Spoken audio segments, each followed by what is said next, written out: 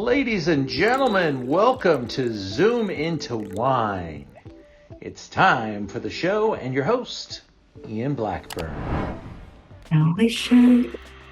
So, onward and upward from there, we have a big show for you tonight. Thank you guys for joining us.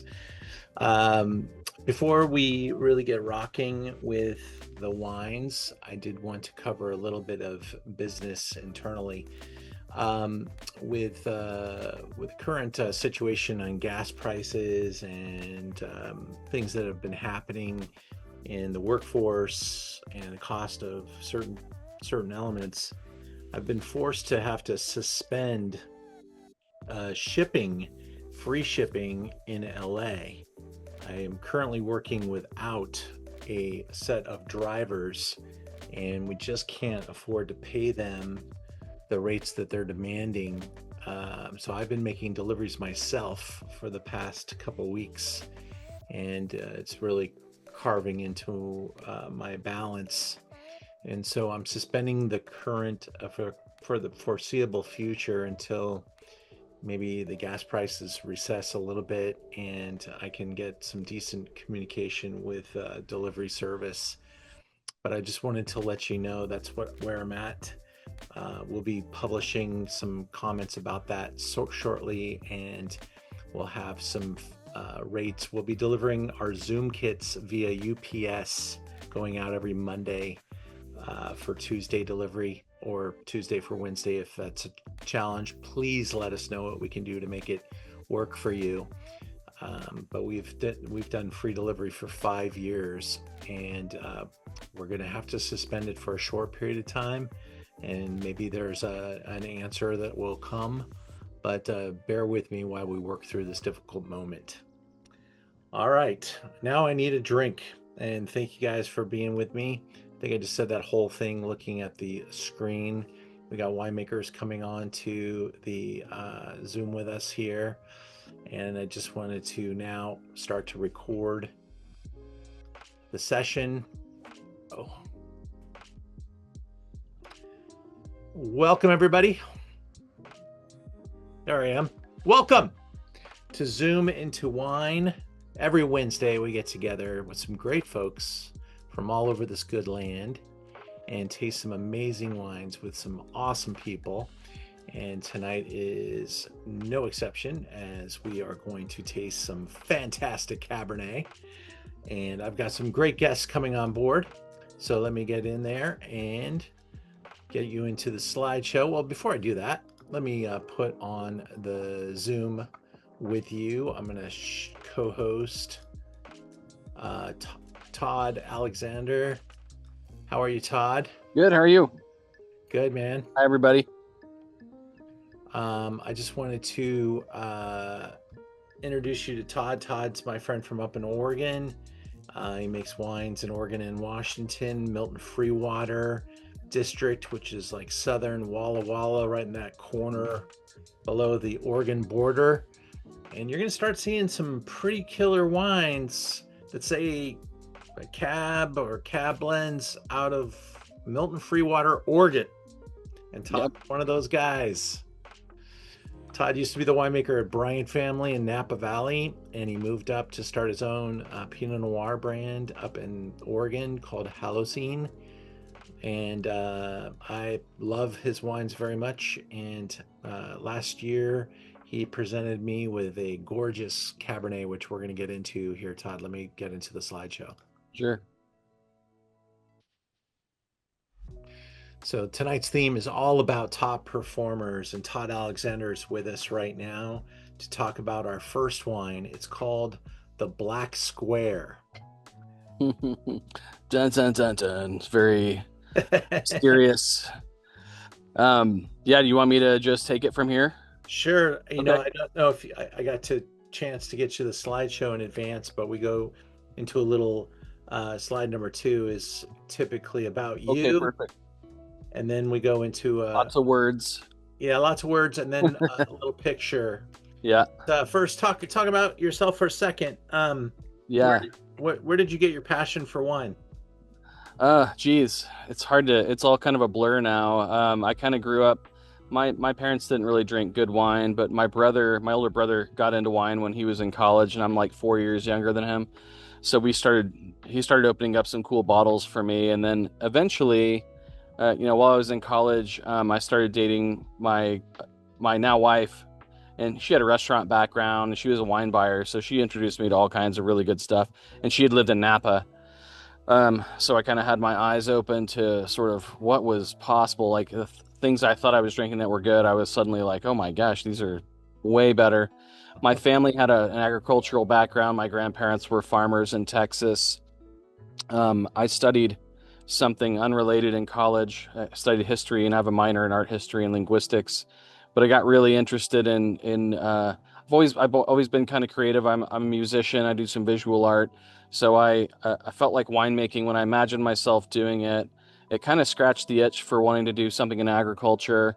It scratched the artistic itch and it's scientific, and also felt like, you're tapping into this thousands of years of history, and a really important cultural device, and a really, beautiful expression of really, sunlight, wine, soils, the terroir, all this kind of stuff just sort of mystified me. So anyway, I won't belabor that too much, but I short version is I got a job in Napa and started working with Plump Jack, worked with Cade, did some educational supplementation, worked with really good people like Helen Keplinger, worked with Tony Biaggi, eventually made my way to Bryant Family, where I became winemaker and ultimately winemaker and general manager. It was a pretty fast track, but it was really exciting.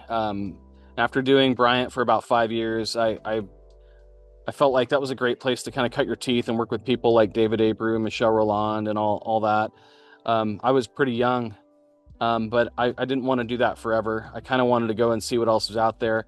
I loved Oregon Pinot. I'd been to Willamette, and I liked the wines in Washington. I was kind of curious about what was going on up there. So I moved up in 2014, and been up in this region ever since, making wine for other people, starting Holocene in 2015. And then I've got two projects in France. I own about 32 acres of vineyards in France, down in the south. Have a project in Châteauneuf-du-Pape, a couple of nascent projects in Burgundy and the Loire Valley as well, that are kind of on the back burner. And part of the process was, in working with a lot of different sites up here for Cabernet in the Walla Walla Valley in Washington, I was always intrigued by the Rocks District right here. So, south, you see the town of Walla Walla. You see the state line. The dotted line is the state line between Washington and Oregon. So the Walla Walla Valley spans across Washington and into Oregon. And to me, the most interesting part of the Walla Walla Valley is on the Oregon side. And increasingly, Oregon is laying claim to that. It's been kind of lumped in with Washington wine. But a major critic, Eric Guido from Venice with Antonio Galloni, just came out with an article last week. And he was saying, this is actually Oregon. It needs to be identified as Oregon. And it's a little bit controversial in the wine world. Seem kind of silly, but it's about a 3,000 acre area of cobblestone. So basalt cobblestone from an alluvial fan that's out of the Blue Mountains. So it's a really unique soil series. It's a single soil series. It's called Freewater soil. And it's just basalt cobbles, and they can go down hundreds of feet. So there's been historically orchards planted there. You have cherries, apples. Still a lot of that exists. There's a lot of wheat farming around here. But increasingly, there's more and more vineyards.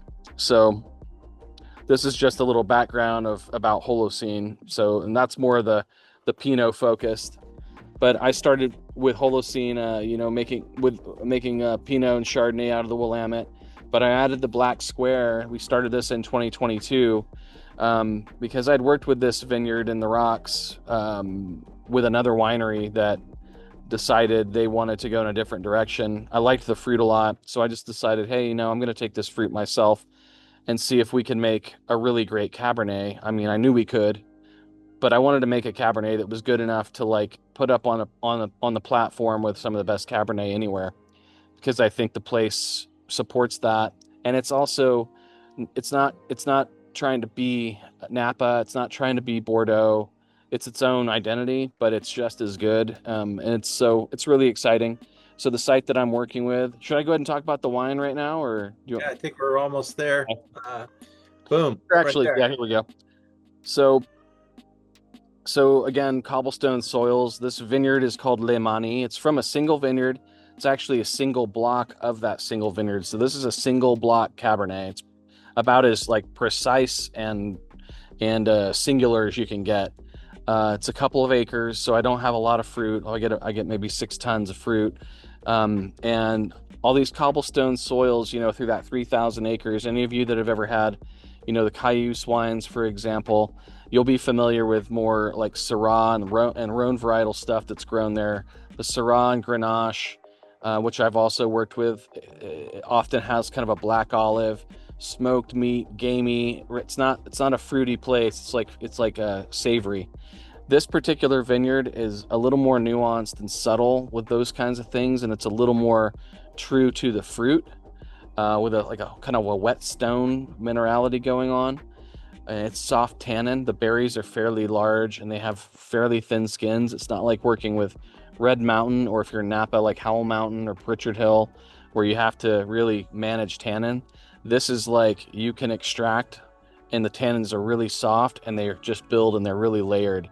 This wine kind of reminds me, if I'm making a comparison to Bordeaux, it's like Pauillac. It's like a left bank Pauillac, or maybe Saint Estèphe. It's got this graphite, really soft tannin, core of really dark black fruit, and it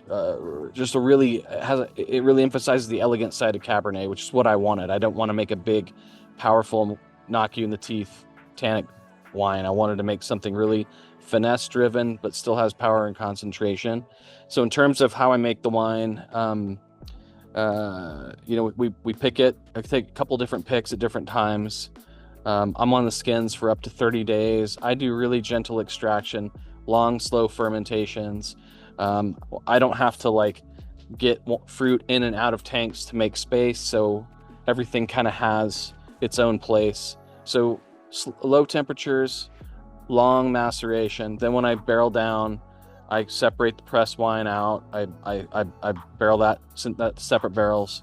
And I did about 65% new French oak on this wine, in lighter and medium toast, because I didn't want to. It's a delicate wine. I didn't want to overpower it. Spent 22 months in barrel, and we bottle unfined, unfiltered. Everything's organically farmed. Everything that I work with. This wine was actually the number 5 wine in the world for wine enthusiasts in 2025. So that was pretty exciting. We will be doing more vintages. Right now, current release is 2022. And it was a cooler vintage for the Valley. And I think you can tell that in the wine. 2019 and 2022 were nice, cool vintages. This year's been, we have some smoke. It's not too bad right now, but we're all a little bit nervous. It's been a little bit uneven weather, so we'll see what happens, but we harvesting, not too long. All right. It's basically the story of the wine. That's incredible. I blabbed nonstop for what felt like 10 minutes. Well, just thank Carrie for not working in music, because it sounds like we could have easily joined her band and No, actually, we met, I was playing music and we met in Las Vegas at one of my band's shows. I was playing music in college, and yeah, the rest is history. There's the cobblestone soils right there. You can see all the cobblestones. So it's kind of like some places look like Châteauneuf-du-Pape. The difference between a place like Châteauneuf and the Rocks is the Rocks district is all basalt, 100% volcanic. And that's pretty much true for all of Western Washington. The entire Columbia Basin was basically a lava flow 2 million years ago. And then you had glacial Lake Missoula 14,000 years ago at the end of the last ice age, that the Cordilleran ice sheet, the Clark Fork Dam broke, and it sent this massive amount of water through the Columbia Basin all the way down the Columbia River out to through the Willamette Valley into the ocean. And I'm talking 1,200 feet deep, the water running at 60 miles an hour. And this ice dam would freeze up and break. It was glacial Lake Missoula. It was a 3,000 square mile lake. So that just brought some flood erratics into the soils. So some of the areas out in the Columbia Valley, you find granite.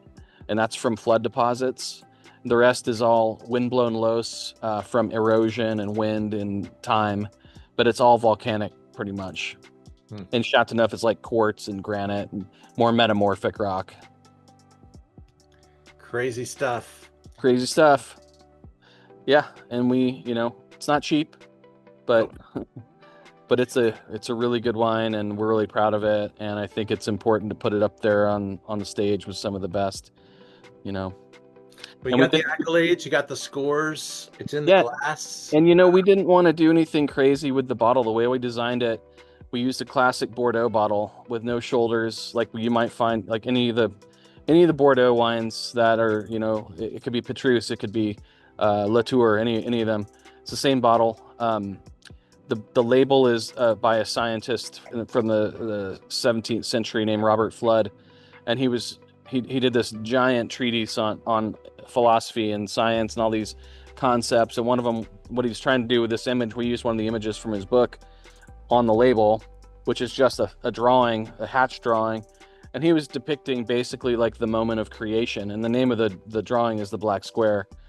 Later on, it was reinterpreted by an abstract artist in like the 60s or 70s. But our inspiration was the moment of creation, or the moment right before creation happens. So that's why it's called that.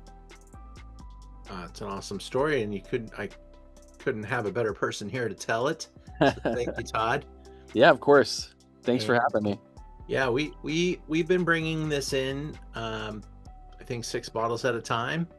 Yep. And I'm always excited when somebody discovers it. Certainly the top 5 press did not hurt.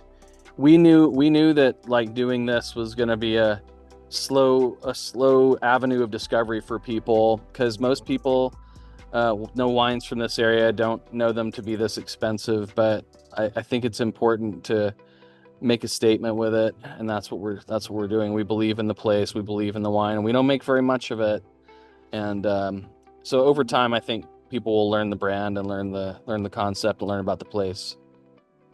Well, the wine's like I saw it on a wine list in Beverly Hills at Steak 48. I think it was about $650, so it's a good deal. Yeah. Better deal here.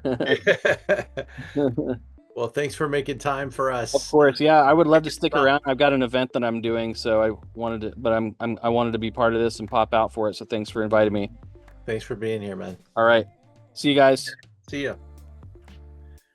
All right, Todd Alexander. And I've always wanted to pour this wine for you guys.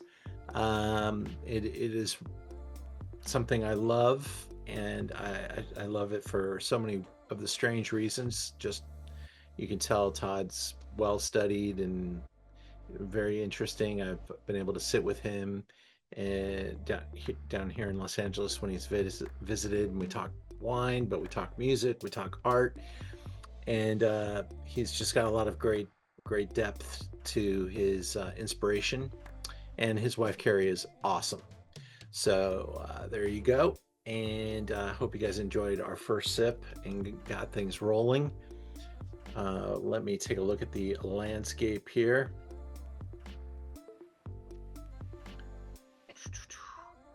I am not seeing my next guest. Give me 1 second. Aaron, are you there? 1 second.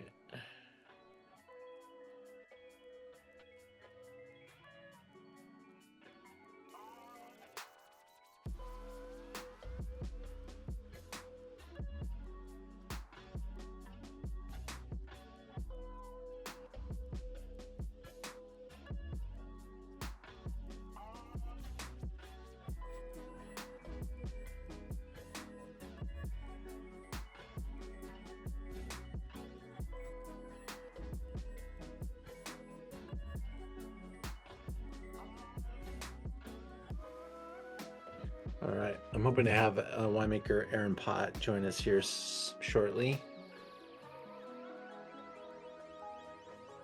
And he should be, he's typically on the spot. Let me just check my email real quick and make sure he didn't send me a note like the link you sent isn't working.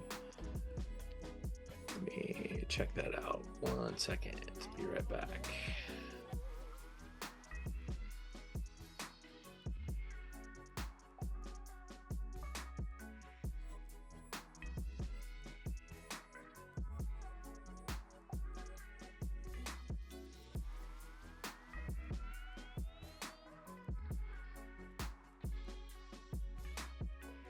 All right.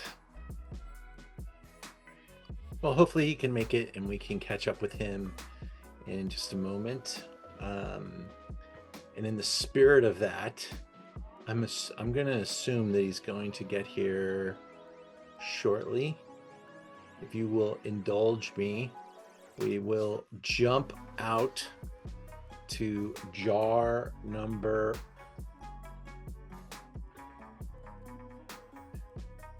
4 and come back if you can join us. And number 4 is Sire. Is everybody on board with me with that idea? Yeah, because it will be a hell of a lot better if Aaron's on here and we can go back and taste both of his wines, which are 2 and 3. So we will delay 2 and 3 and jump to jar 4. Stephanie, I see you on there. You and Dave. Not sure who you guys are dining with, but I hope you're having a good time. Can you let me know that you got the message that we're going to drink number 4 now?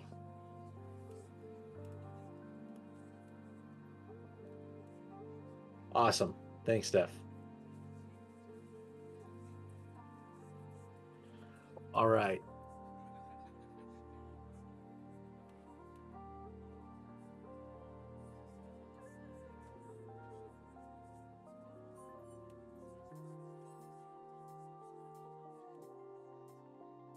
All right, so we're going to number 4.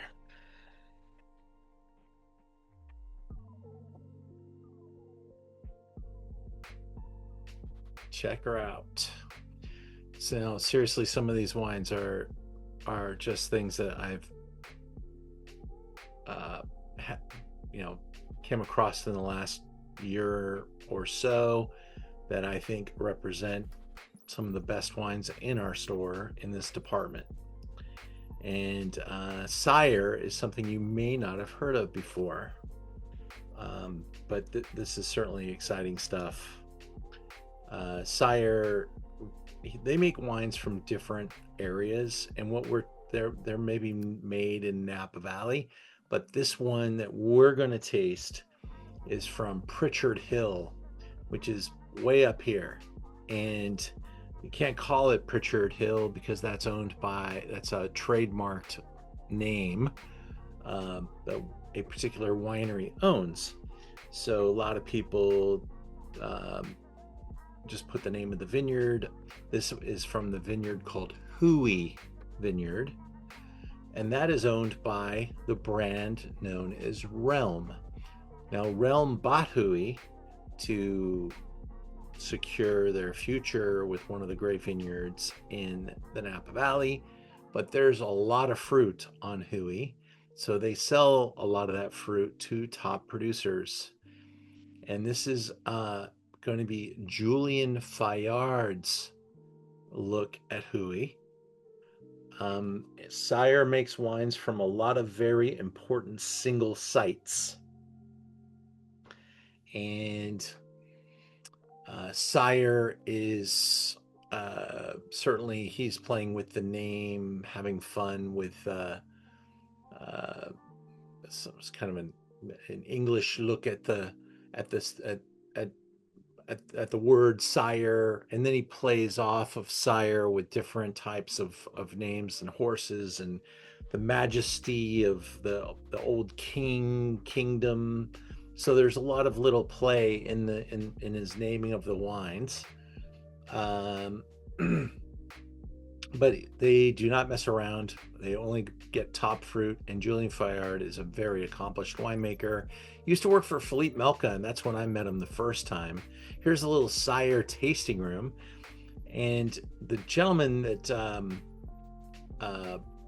started Sire was actually a tour guide up in the Napa Valley, and he was meeting great people from all over the place coming to the Napa Valley, and he would then take them to meet great winemakers. And in his networking, he fell in love with certain sites and certain winemakers, and they offered to make wine for him, and he took them up on it. And Sire was started, and then his wine club was he had a whole list of customers that he could market it to. And so it's a great little story. I love the way it all comes together. And this is the way a wine brand should be started, by somebody passionate who loves it so much that they chose that as their path. Sire makes a Sleeping Lady. They make a Howl Mountain. Really some very good sites, single sites. It's all Cabernet, and it's made by Julian. And here it is, 97 points. Julian's review here of the Cabernet Sauvignon Houyi Vineyard. Another sensational wine from this label. Ripe black and blue fruits, liquid violets, spice oak, graphite, and a beautiful sense of minerality all define the aromatics. And it hits the palate with a layered, full-bodied style, carrying plenty of tannins. It's a riper, bigger wine compared to Sleeping Lady Vineyard, but both wines are sensational.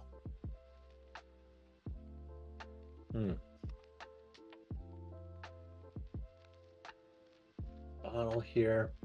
On the front label it says Houyi, so you know which one you're drinking.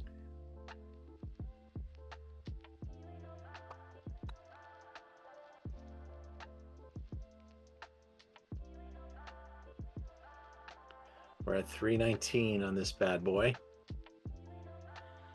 They are also sold, these are also sold 3 at a time. This thing is so deep and so dark and so dense. Truly one of the sensational Cabernet efforts that I tasted last year. It is purple, it is saturated, it is concentrated.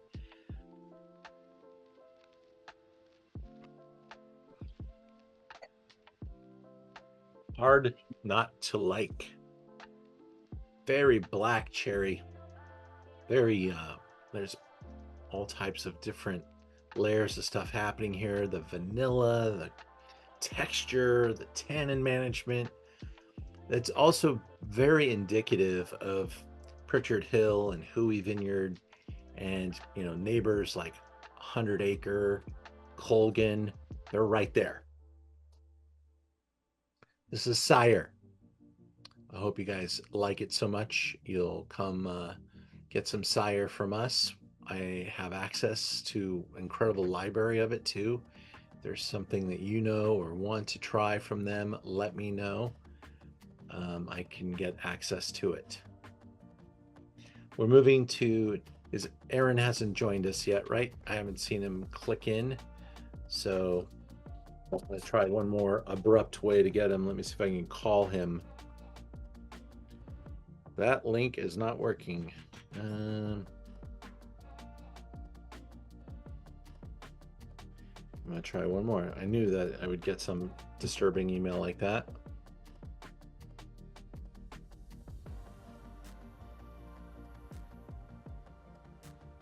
Let me see if I can get the link one more time to him. Maybe I'm making some more sort of mistake. Video, participant, copy link. Let me see.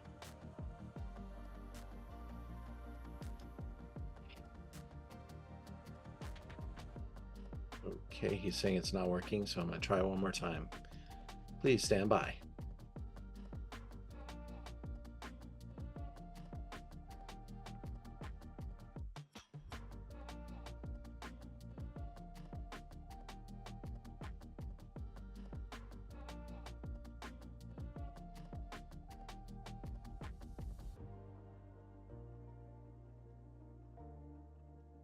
All right, well, he's trying to figure that out. Let's go back in and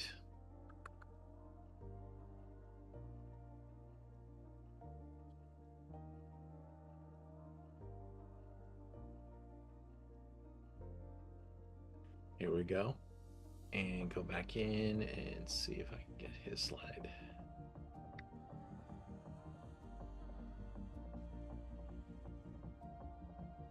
That's where we left off. We'll talk trips another time. Let's go to wine number 5.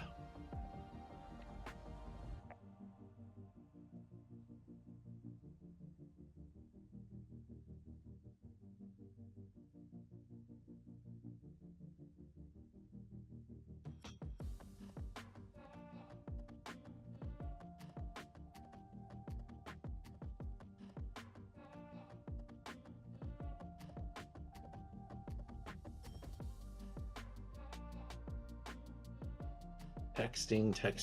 Let's see if we can make this work. All right. This is Kirk Venge, the Vineyard's Beckstoffer Missouri Hopper. This is his smallest production wine. It's an Oakville legendary estate. I think this fruit, he probably pays close to $50,000 a ton for it. Some of the most expensive and highly sought after fruit in the Napa Valley. It's in Oakville. Oakville became pretty famous in the last couple of years because of brands like Harlan and Screaming Eagle. They are also in Oakville, as is another 100 or so great brands that make very exclusive wines. This is the top neighborhood of Napa Valley. Now, Kirk's father was a legendary winemaker in the Napa Valley. He received a perfect 100 score in the 1985 vintage with the Groth Reserve.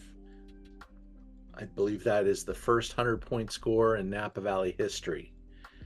Of course, they weren't reviewing him with 100-point scores prior to about 1978 when the Spectator got started.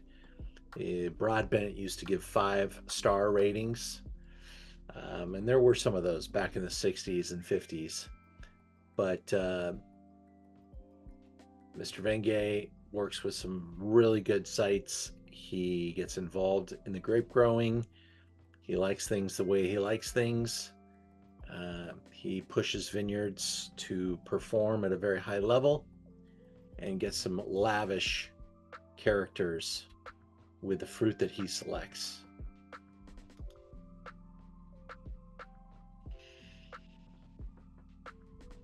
Synonymous with world-class wine, Andy Beckstoffer owns the vineyard. Mr. Beckstoffer started buying top vineyard sites, putting his name on it, farming it for the absolute highest end of the marketplace, and buying stuff from Beckstoffer, you're going to pay dearly for it, and he does expect you to, if you're going to put his vineyard name on the label, to sell it for an ultra premium price. And he even tells you what the minimum price can be if you're going to use that fruit.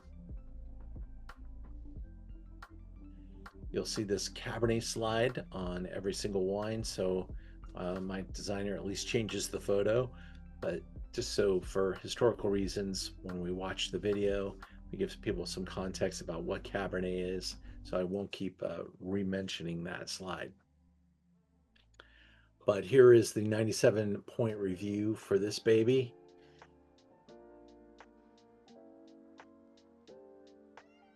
Deep, rich, incredibly expressive barrel sample. That's what Jeb Dunnick was tasting.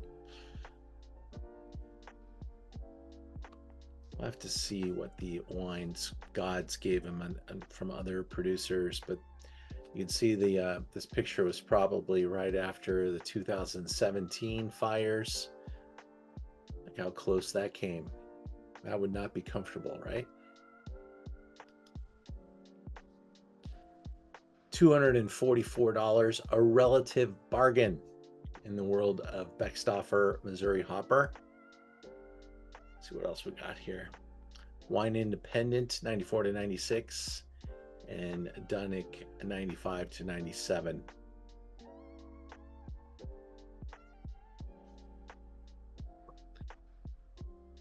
I got 1 6-pack of this wine. I have 4, maybe 3 left. Let's see. It says 4, so I have 4 left. There's none out there anywhere.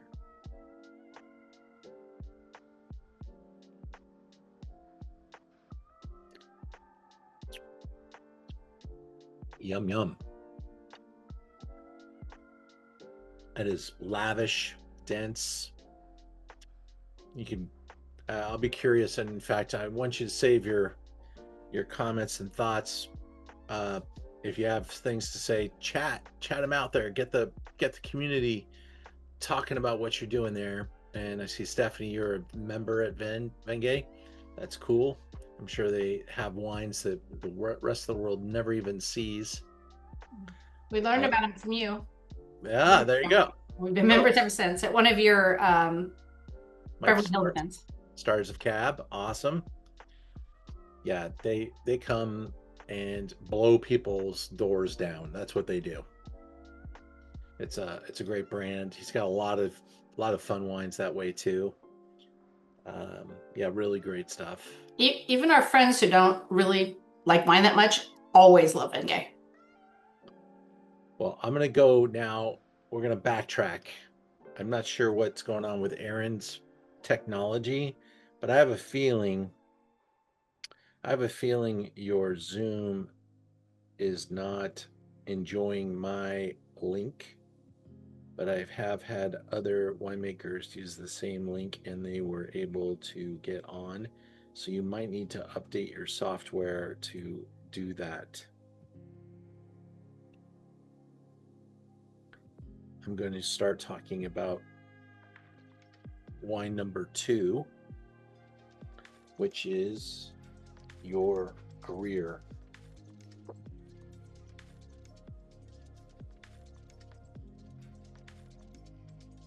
So now I'm going to get out of this and go back in time and taste some Greer.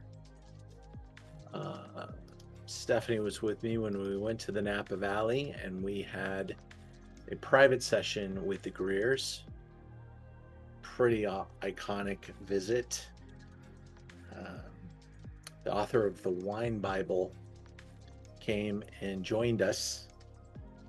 And later the same day when we were there, I think it was Vineyard, stopped by Greer and tasted, if not the same bottles we tasted from, same room, same everything, but he scored these wines for the first time. He gave 16 100 points. He gave 17 98 points. He gave 18, which we're tasting now, 98 points, 19 100 points, and 21 100 points.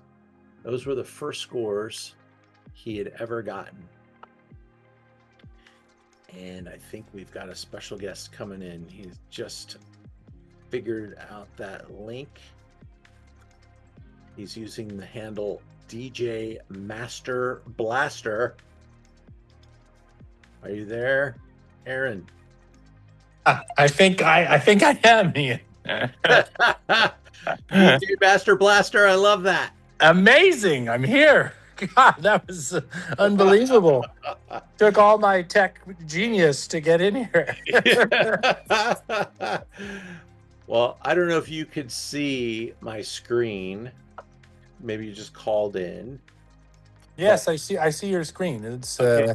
Because we cannot see you, DJ Master Blaster. Oh, why is that? I don't know. Let me see. Oh, now we do. Now we do. There is Mr. Aaron Pott. Hey. I'm so happy to have you here. Thanks for joining us, buddy. Great to be here. Great to be had. I'm going to spotlight you for a second and let everybody get to know you for a moment as we go to slide number 2. There you are, my friend. Well, I'm a lot prettier there than I am in real life. Well, we both met each other about when we both looked a little bit like that, and it's been an incredible ride for Aaron Pott as he has quite a resume and is now. How many clients are you taking care of, Aaron? I just have 10 clients. Just 10, okay. But you're doing like grape growing and winemaking for most of them, right? Yeah, that's correct. And so really an impressive person to meet in person. You'll fall in love with Aaron Pott. He's just a great, exceptional human being and speaker, and he's got the resume and he's got the chops. And we're in the Napa Valley drinking Greer. Can you describe the location of Greer for the group, Aaron? I couldn't be any sexier. You remember Park Place and Boardwalk on your Monopoly game? Yeah. Imagine you're there. Yeah.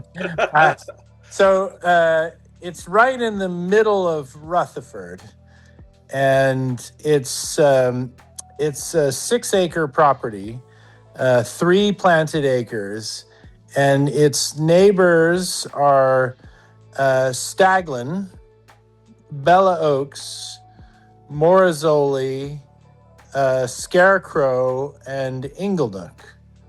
Tough hood, man. And then there are 2 vineyards just to the north of Greer, and both of those vineyards are contracted to go into Opus 1. So it's kind of a nice hood for sure. And the reason there are all these great wineries there, or great vineyards there, is because it's one of the richest bench lands in Rutherford. And what I mean by that is that there's an area where there are creeks that come out of the hillsides, and for millions of years they've been laying down layers of rock, and the rock is very, very deep at that point. And in fact, there's a creek that goes right across the top of the Greer Vineyard, and it forms the border between, well, there you've got a picture of it perfectly. It forms the border between Scarecrow and Inglenook and Greer. And all of those properties have benefited from having this creek roll through the property. And that's that. You see it in the left side of that picture, in the upper left is where that tree line is. Just above that tree line, there's a reservoir, and that reservoir was originally we would let it fill up with water and then use the water, but we decided to open up the reservoir and just make it a free-flowing creek again. And so that was, you can see the path of the creek is where the trees are. On the left-hand side of that tree-lined creek is Inglenook there. On the right-hand side is Morazzoli and Scarecrow. Not bad, not bad. That's the barn, built in 1912. Yeah. And I remember when we met the Greers, and they were talking about how they came to you as they bought this property, or maybe years after, but you were the very first winemaker, right? Yeah, so Rob bought the property. He was living in San Francisco. He wanted to find a property to escape summer in San Francisco, and so he bought the property in 1984, I believe, and sold grapes from off of the property up until 2001, when he couldn't find someone to buy the grapes. And 4 weeks before harvest, he was told by Celia Welch, of all people, came to Rob and said, you know, there's a winemaker that lives across the street from you. Why don't you try that guy? And until then, I had been the neighbor across the street that was driving the real estate prices down for Rob. And I had just moved into this house after living in Europe for years, and so I bought this house across from Rob, and he didn't even know who I was until Celia told him to go over there and talk to me. And so he came over and he said, I've got this vineyard, and I was wondering if you would be interested in buying fruit from it. And I said, after a long pause, I said, where is your vineyard? And he said, it's in Rutherford, and told me the location. And I said, oh, well, then I would be interested in coming to take a look at it. All right. So I looked at it, and we signed it up. At the time, I was working as the international winemaker of mystery for Beringer, running all of their overseas winemaking operations. But they had just added to my portfolio in 2001 St. Clement Winery. So I bought the fruit for St. Clement Winery. Ah. And we didn't start making Greer as a standout wine until 2007, when we, funnily enough, we replanted the vineyard in 2005. And the 2007 wine, which is an extraordinary wine, was made from 2-year-old vines. Wow. So, and still, I mean, one of the great Greer wines of all time, I think. Wow. That speaks to the vintage too, right? It was just a great vintage. Yeah. So I mean, I made Greer wine in 2000, well, wine from Greer Vineyard in 2001, 2, and 3. I bought the grapes for Quintessa in 2004. And then in 2005, we ripped it out to replant it. Did it have phylloxera or? It did, yeah. It was a very old planting that was on AXR rootstock and was susceptible to phylloxera. Well, this is what the label looks like today. The 18 that we're drinking right here, which is like the thickest sheet of paper I've ever seen applied to a bottle. It's like putting a postcard on a bottle. It's crazy. Yeah, it's beautiful, and it's got that, deep printed feel and all that. It's really nice. We are drinking Cabernet. Aaron, is this 100% Cabernet? It is 100% Cabernet. There are 3 different plantings, and each of them has a different clone. So there's clone 4, which is kind of the ubiquitous great clone of Napa Valley. The C clone, SEE, which is a clone that originates at Chateau Margaux, and it comes to Napa Valley in the 1880s and is kind of planted everywhere, and ends up being the clone that gets planted at Fay Vineyards in Stag's Leap. It gets the name C because it was planted by the family that owned C's Candies. And so they sold their property to the Disney family, and it became known as the Disney clone. So clone 30 or C clone. And then the last clone is a clone called Weimer that's also from Bordeaux, but comes from Chateau Latour, but arrives in California in the 1980s. Interesting. Very cool.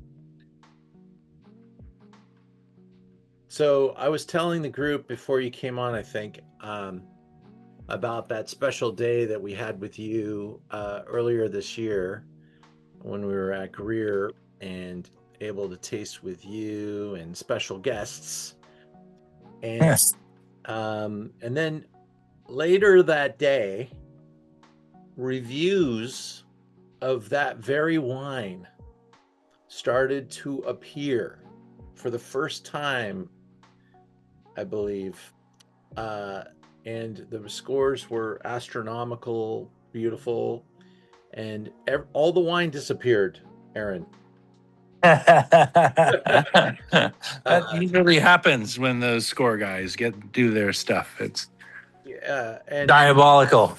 What was cool is that, when you're going to go to a great house like Greer, I was taking a great group, and I wisely loaded the gun before we got there and had cases of 3 vintages shipped to the store before the scores came out. Oh, that was clever. Well, luck, better to be lucky than good, as they say. And everything got eviscerated. They had 100-point score, of course. And so the 18 is here today and is showing beautifully. There's so much savory going on in this wine, and I think I would have a hard time distinguishing it in a blind tasting from something from Bordeaux. It's got so much of that gravel and that really dark, deep stuff going on. Is there anything you can remember about 18 that maybe leaves a lasting impression? Well, it's funny because I tasted 17 and 18 just today. All right.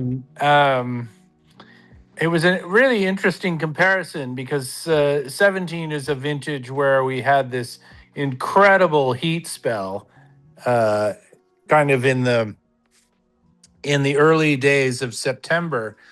And a lot of the vineyards that I was working with, they needed to either be picked before this incredible heat spell, or they were going to sit through it and probably not survive very well. And Greer was one of those that totally survived this incredible heat spell and thrived through it. And the wine is beautiful. I mean, beautifully balanced, gorgeous. And then 18 is exactly the opposite. It's kind of the perfect vintage. It has cool temperatures throughout the year. There's not a day that the Greer vineyard goes over 96 degrees in 2018. So it's a very reasonable harvest, late harvest, late into the season. We were in kind of deep October when we harvested. And that's not uncommon. I mean, Greer can be very late in some years. And it's a wine that has a lot of vibrancy and freshness that I really love about it. And, Greer is one of those wines that it's not just fruit. It has fruit, it has floral, it has savory characters, as you said, and kind of all in a perfect balance. And that's one of the things that I love about that. As you should. It is gorgeous, man. And then very rich and incredible softness. It's a wonderful, wonderful combination. It's so detailed, I think the vintage character is really wears the vintage character very it's like it just changed the scarf. It's kind of the same classy outfit, but it's just got a little different filigree or special touch from each vintage. It's really a special site, and I'm hoping you guys all will remember this site and this wine, and do know that I'm got some good contacts at Greer, so I'll always be supporting. I'm waiting for I think the 20. Is there a 22 on the way? 22's on the way. 23's in bottle. Okay. 24's in bottle now. So well, I gotta ask the family about that when those are coming, because I haven't heard anything yet. But we've got the 18 available here, and I mean, the only way to visit Greer is with you, Ian, because nobody brings out Karen McNeil for the. I'm still pretty flabbergasted that all came together. Yeah, that was a once in a lifetime occurrence. I am more than sure. Extraordinary. Yeah, that was fun. Yeah. So beautiful, beautiful day, great memory, a great wine, and the 18's showing amazing. We are lucky to be able to have Aaron with us, and Aaron has so many great stories, and he's so interconnected to his wines with his life and his ethos and his background, his education, his experience, and his kids. These are the wines of his family, Pott family wines. Aaron Pott, or you just say Pott wines and Fee, or is it Aaron and Fee? Pott. It's Aaron and Claire Pott and daughters. Yeah. And so let me see if I can tell this story. You can correct me. But I've known Aaron a long time, and we go up to his Mount Veeder property, which is glorious and really an iconic address. And he's got one of the best spots, and that includes the fact that you have to drive through like an 1800s cemetery to get to his property. And when you get there, you can see promontory, you can see other great Veeder sites right next door, and his exposition is magnificent, and he's way up there, and he's got some beautiful neighbors that are also very passionate about wine, and they grow attached to Aaron's kids, and they decide they do not want to sell their house and leave. They want to spend the rest of their lives in that property, and yet they have a big vineyard, and they need someone to take care of it. So instead of selling it and getting kicked off the property, they willed it to Aaron's kids. And Aaron is now bequeathed this property. Then it turns him into a very large. Are you the largest landowner on Mount Veeder now? I don't know. That's a good question. I mean, now I own 360 acres on Mount Veeder, so I may be the largest landowner up there. Yeah, that is amazing. And Aaron, can you tell a quick elevator story about the energy figure on the front label? Because when you buy a bottle of his wine, you can't help but see the detail. It's really beautiful. Tell us what that is. Yeah, so that we call that the Incubo, and an Incubo is it's a word that in Latin means the nightmare. And in English, it means a temple guardian or a spirit that hoards a treasure. And I think owning a vineyard is all of those things, mainly a nightmare.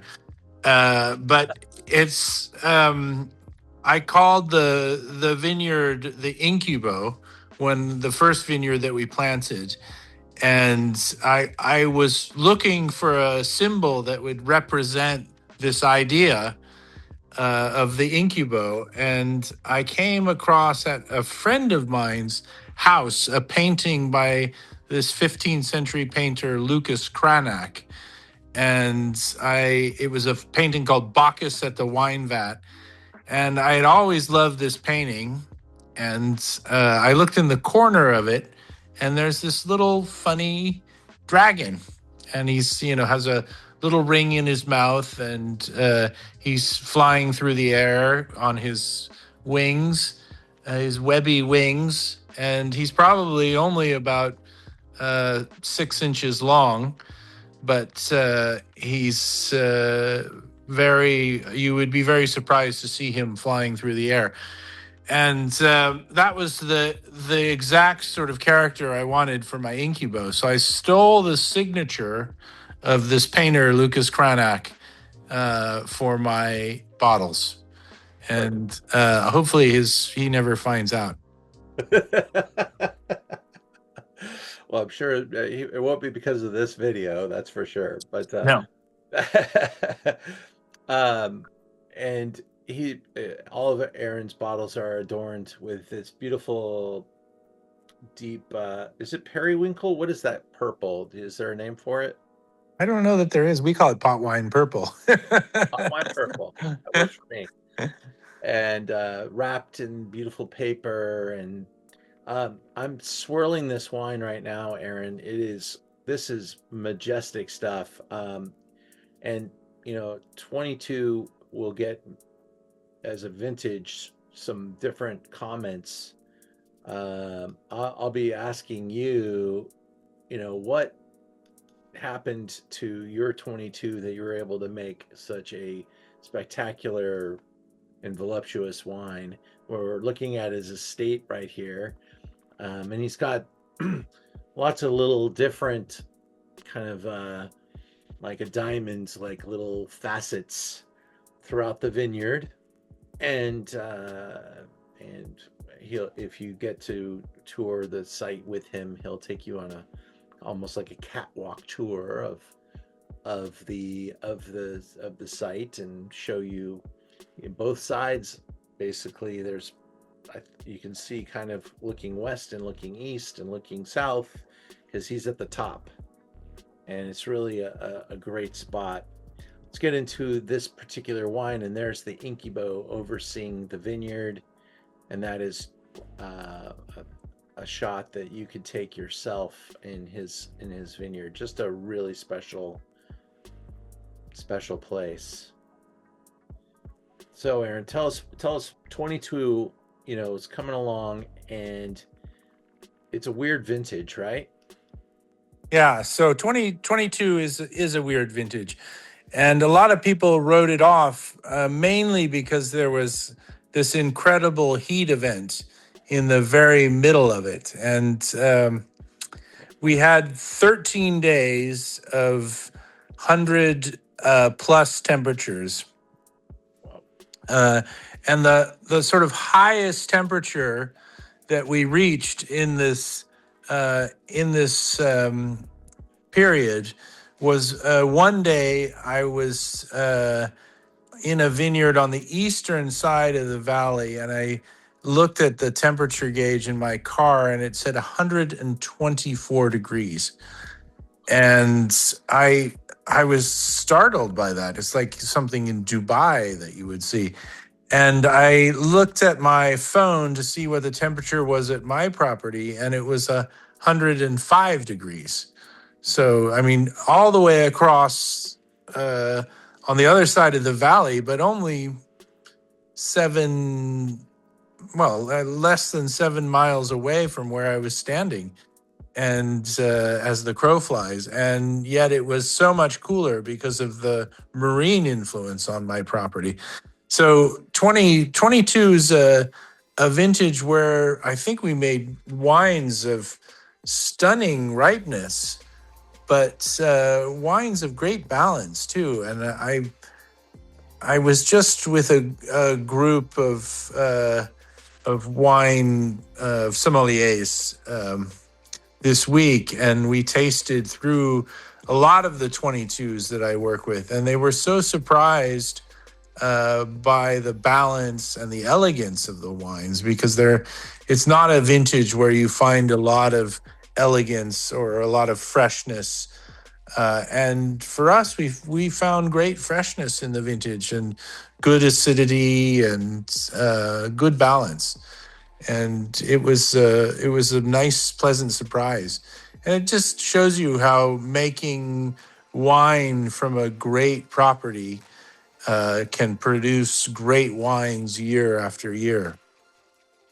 How did you ever get your hands on your first piece of that vineyard? I remember when I first met you and we went there for the first time.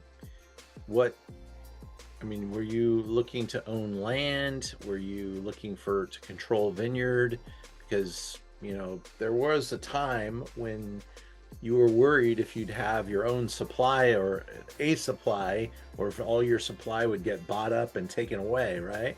Yeah, so I mean, I believe in this idea of the estate wine, and for me, I think it's the only idea that works well in wines. That the owner of the vineyard controls the growing of the grapes and makes the wine from that same property, and that to me is the ultimate expression of sight, where you have the same person making the decisions on the farming, making the decisions and performing the winemaking, driving the tractor around everything. And those are the great wines of the world.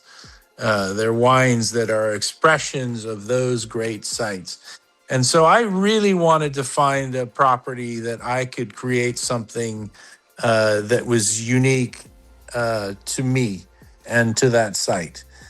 And I had been making wine before I bought the property from a site that was owned by Betty O'Shaughnessy, that she originally called Progeny Vineyards. But then when they bought the winery that they called Progeny, she and Paul Wools, that became known as Betty O'Shaughnessy's Vineyard or something to that effect. But I was making wine out of that vineyard, and I realized how much I loved the wines from there and the quality of the wines. And it was that day that I realized that I love the wines from this vineyard, that I was driving down the road and they were putting out a for sale sign on the property that I would eventually buy. So it was kind of serendipitous. Right. We had been looking for a vineyard for a long time, and we weren't just looking in Napa Valley. You know, we were looking all over the world. My wife is English, and she would have been perfectly happy living in France or Italy or Spain. So we were kind of looking all over the world and nearly ended up in Beaujolais. Amazing. Yeah. Or you could have been making Pinot in southern England. Yeah. Could have been making Pinot in southern England. Would have been a good year for it this year. A little bit of Cab Franc in this, perhaps? Yeah, a little bit of Cab Franc. I mean, I made wine for years in Saint-Emilion, and I'm a Cab Franc lover, and it's kind of always been with me. You know, my first job in the wine industry before leaving for France was working at Newton Vineyard in Saint Helena, and Newton is a very much a Cabernet Franc house, you know, with great Cabernet Francs. And so that was my sort of first taste of Cabernet Franc wines. And when I decided to plant my vineyard, I was really looking for a site that would be that would have the ability to plant Cabernet Franc. And the site that I own is ideal for Cabernet Franc. So we have a couple of wines that have Cabernet Franc in them. This wine, the Incubo, has a very small amount, but we also have a wine called Space and Time that is 60% Merlot. And then we have a wine that's called Agnès Sorel that's 100% Cabernet Franc and has no added sulfites, and is aged in clay amphora. So sees no barrel either. So it's kind of the purest expression of Cabernet Franc that you can find. Beautiful. 97 points on this 2022 by Suckling. And I you know, the reviews are great, but just smelling it now, man, it is continuing to ascend. Like, this wine just keeps getting better, and I'm really interested to see how it goes long term. I want to thank you for making time for us. And you have very long days. Aaron is driving. How many miles a year do you driving all over the Napa Valley in your Tesla? Oh God, I no idea, but I'm very, very happy that I don't have to pay for gas. Well, it is great to spend some time with you, Aaron. Thank you so much. Pleasure is mine, Ian. Great to see you, and take care. Thanks, buddy. Say hi to Alice for me. I sure will, man. Yeah, good. Thank you. Bye-bye. See you, bud. Well, very cool to hang out with Aaron always whenever you get a chance to do that. He is just like such a nice, affable man, and he deserves all the respect in the world. He gives me a lot of time, so it's really a treat. And his estate Cabernet, I believe it's the same price for the past 10 years. So really sharp. I didn't want him on the Zoom to see my price. So I didn't want to shock him, because my price is maybe a few dollars lower than some other places. But it is an outstanding wine, as you can see. All right, so now we've kind of danced around a little bit. I hope I didn't throw anybody or buck anybody from the schedule, but we're going to go now to wine number 6, and wine that's often mentioned but seldom tasted. It's an incredible story, and I know we're running long, so I'm going to be efficient. But this is the Scarecrow property owned by J.J. Cohn, the founder of MGM Studios, the producers of the movie Wizard of Oz. And it wasn't until about the year 2000 when he passed away, and his post-life affairs were in disarray. And he had no will, and some of the children didn't like each other. And so the will went into probate, and it created a huge amount of attention, because these vines were planted for Inglenook in the 1940s. And today they represent the oldest vines in the Napa Valley that are Cabernet vines, oldest Cabernet vines in the Napa Valley from the early 1940s, almost 80 something years old. And these old vines are the vines that go into the Scarecrow. Now, they also have vineyards that were planted, just recently, 1970 something, that are about 45 years old.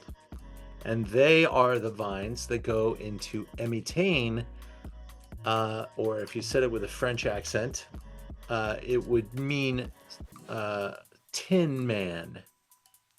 So you've got the Tin Man and the Scarecrow wines. The brand is Scarecrow, but this is the Tin Man edition, the 2023. We are in the absolute sweet spot of Rutherford, and the way to get to Scarecrow is to drive into Inglenook Winery and to keep going until you hit Francis Ford Coppola's house. And then Scarecrow is right next door. And the reason that there is a Scarecrow is that when Mr. Cohn died, Francis Ford Coppola did not want that vineyard to go to some, Opus One or some big corporation. That's his next door neighbor's property, and he's lives there. He's got his property there, Inglenook, and so he helped the Cohns by loaning them, I think it was about $24 million to buy this vineyard out of probate. And he got a certain piece of that vineyard, but the Cohns got to keep the oldest vines. And that's all he wanted. Just a little bit of a little slice of he wanted the Cohns to have success. He even gave him the idea of Scarecrow as the name of the wine. So you can really thank Francis Ford Coppola as much as anything for this wine. It was the original winemaker happened to work very nearby at Staglin. Her name is Celia Welsh, and today she's probably famous for being the Scarecrow winemaker, but she's made amazing wines all over the Napa Valley, and she is incredible too.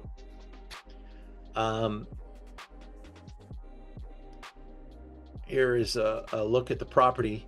Back in the 1950s, when the current owner, the son of J.J. Cohn, was a kid, there was a train that would come all the way up into the Napa Valley. And in those days, the train station was like right out in front of the property. So the family would train up from Hollywood, get off the train and walk into their house. And this was their party house, their weekend away. The kids grew up here, and there were always vines, but they would picnic and play and do all these things. And so it's a very sentimental property to the family. They didn't even know how good the wine was. Okay. But Francis Ford Coppola, when the property went into probate, said, we've got a problem. Every winery, from Joseph Phelps, who's getting cab from your vineyard for Insignia, to Opus One, who's getting cab from your vineyard, to everybody knows this is the best vineyard in the Napa Valley. And we don't want them to have it. So Coppola keyed them in. And then he said, don't hire a bad winemaker, get one of the good people. And he set them up probably with Celia. We're tasting the 23. It's a baby. 23 is an insane great vintage. We talked tonight about the last 10 years of wine practically, but 23 is going to go down with some of the greats. Maybe 2007, maybe 97, maybe 94, maybe 85, maybe 73, 74, 68, 66, 62. These are the great Napa vintages in the past 60 years. And there's so many that are almost as good also. And you ask 10 experts, they're going to give you different vintages, but those are great vintages. 23 is technically great. It is going to be great. And it is optimal at every level. Also a big vintage, which happens sometimes big and good. So good for the longevity, good for the quality. This does have a number of different varieties: Merlot, Petit Verdot, Cabernet Sauvignon, no Cab Franc. There might be a mistake on there. There's probably something else here. Generally blends with Cab. That's Merlot. What's this one supposed to be? Petit Verdot. Maybe that is Cab Franc. Apologize, my designer did not catch that. But we're at 101%, so something's wrong. Oh, thank God the note has it. 87 Cab, 5 Malbec, 5 Merlot, and 5 Petit Verdot. 100% French oak, 60 new, because this stuff has got some great character, and it can absorb, in order to get to this level, a good amount of wood. 97 points, and I would blind taste this on some of these experts and wonder if they wouldn't give it a higher score. But they give Scarecrow 100 almost every single year. And this is considered the other wine. This is not a second wine. This is not stuff they didn't put into Scarecrow. These are vines from particular years, and Scarecrow are vines from particular years. They call the Scarecrow vines the old soldiers. So you have to help me correct the world. When they say Étain is a second wine, it is not. It is from younger vines, but those vines are 50 years old now. And they are magnificent. $329. It is a great story. The story is worth the extra money for sure. The wine is actually considered an elite collectible in that the Scarecrow could probably charge anything they want for the wines and they'll sell. The demand is outstripping supply.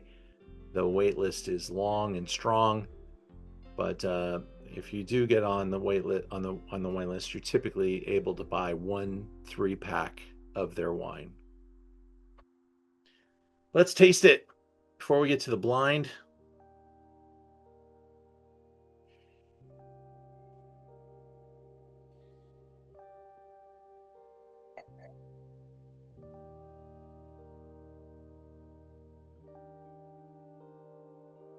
It's awesome, delicious, youthful. But just sit there for a second after you swallowed it and feel how that wine continues to keep going in your palate. 30, 40, 50 seconds later, you're still feeling it, tasting it. That doesn't always happen. That is from Celia's hands and the grapevines. It takes a team of great people to make that wine do that. Special stuff. Special stuff. Now, good news is the last wine that I'm pouring you is really delicious, but it is not of that same price point. But I'm going to ask you to tell me, how much do you think this last wine costs? And I want you to put the guess in the chat as you taste it.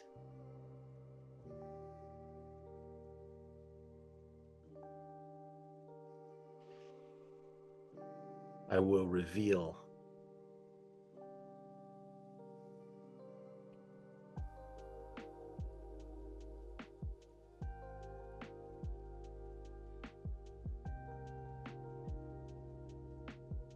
This is our blind wine this evening.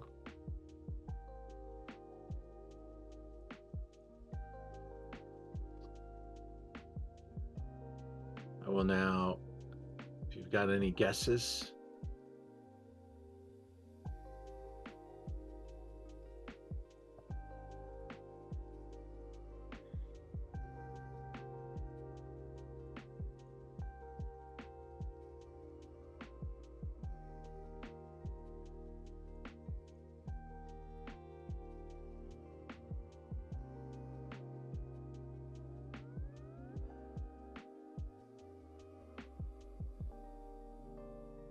Haven't seen any guesses yet. Does anybody want to take a guess? You can just yell it out.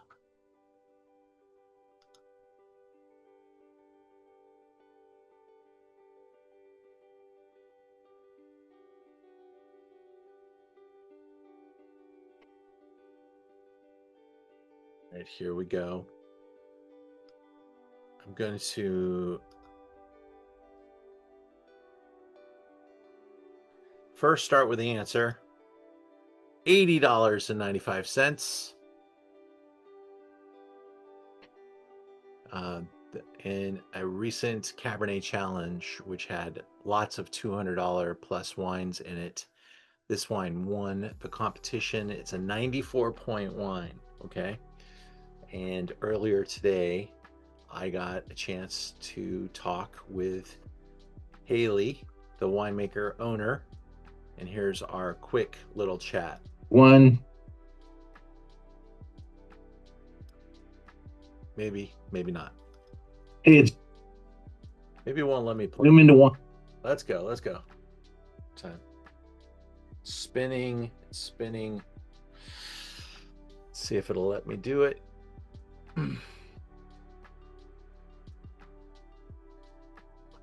Because we're running long and I can't have any more things like this happen tonight, I'm pasting the link into the chat so you can watch it at home. And I'll just take you through the quick slideshow. This is a wine from a property called the Llewellyn Ranch, and it is up in St. Helena.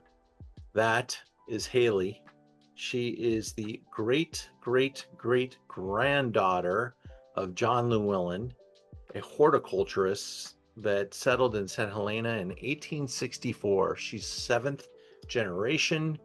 She owns Hayfork and makes wine from her family's estate. They sell a lot of their fruit, but she takes a little bit for her Hayfork 2021 Llewellyn. And it is a delicious little find from St. Helena.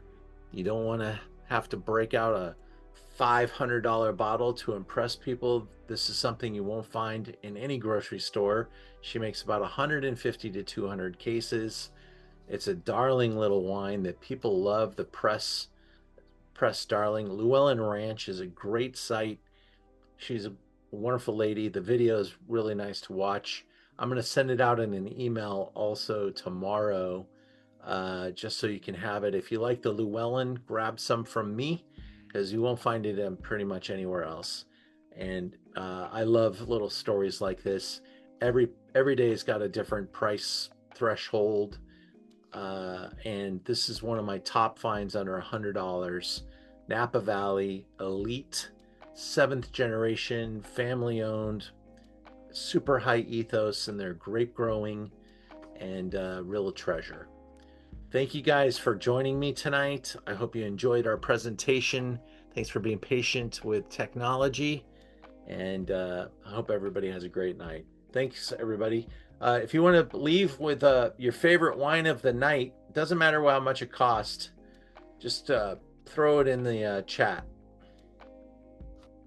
I think I've only got a couple of you left because we went really late. Greer, Venge, Sire, Greer. Cool. Number 5 for me, Ian. The Venge. Venge. All right. Cool. Okay. So I have a question if you've got a minute or two left. Yes, I do. Go ahead. All right. Of these wines, my favorites were 5 and 6. Okay. So what would you say that they have in common that lead, and I found them not all that different in profile to my tastes. And Venge is notorious for being on the riper side of the equation, and I certainly think that Scarecrow achieves, I would say, ultimate ripeness. These are, so it's just more riper fruit, a little bit more fruit forward, plus Valley Floor has a plushness.